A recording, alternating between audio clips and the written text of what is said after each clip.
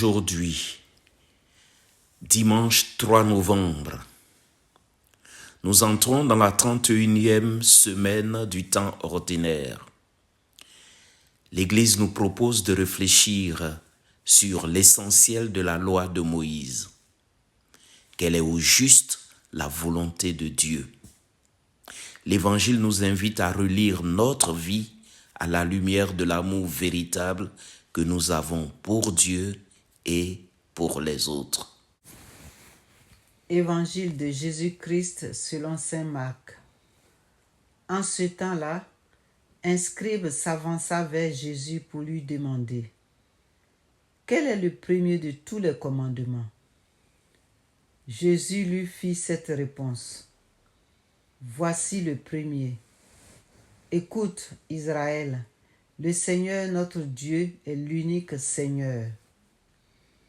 Tu aimeras le Seigneur ton Dieu de tout ton cœur, de toute ton âme, de tout ton esprit et de toute ta force.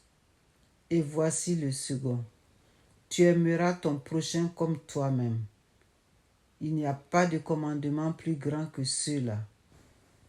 Le scribe reprit: fort bien, maître, tu as dit vrai.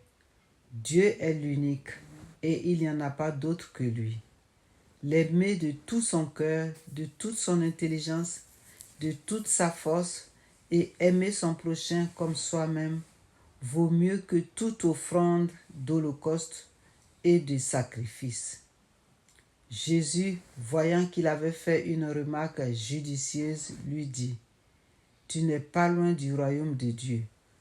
Et personne n'osait plus l'interroger. Acclamons et partageons la parole de Dieu.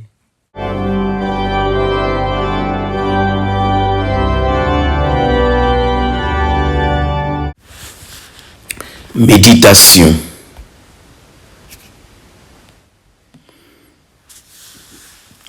Aimer Dieu de tout son cœur, de toute son intelligence, de toute sa force et aimer son prochain.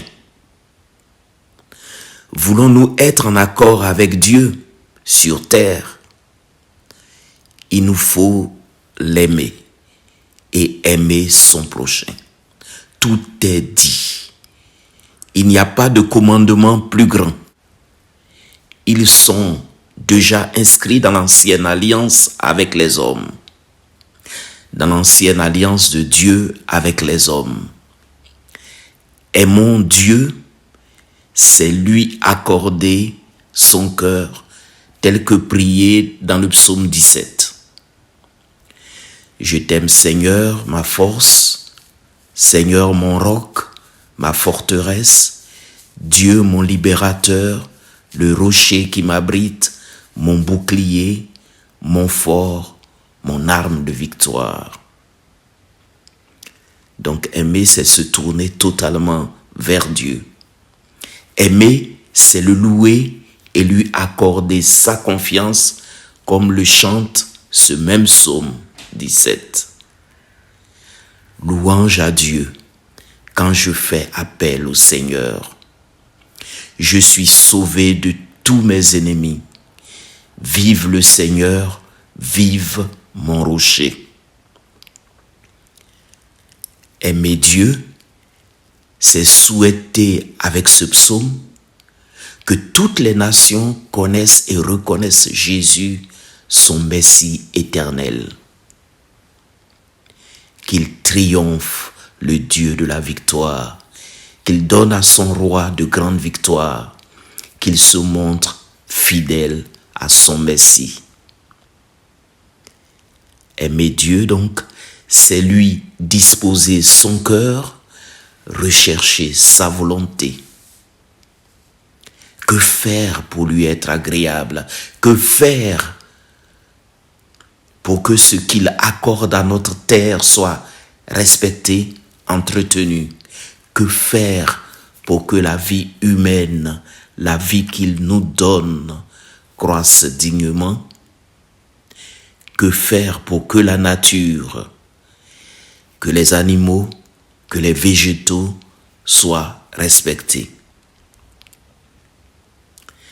Mais aimer Dieu, c'est aussi aimer ceux qu'il aime. C'est aimer ses enfants, nos frères et nos sœurs qui nous entourent, nos sœurs et nos frères que nous côtoyons. Aimer Dieu, c'est leur vouloir du bien, réellement du bien.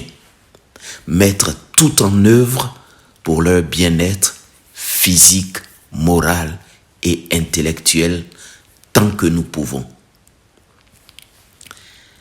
Mais aimer Dieu, et cela est sous-entendu dans les commandements, c'est une évidence, c'est aimer et apprendre à aimer ce que vous représentez pour Dieu.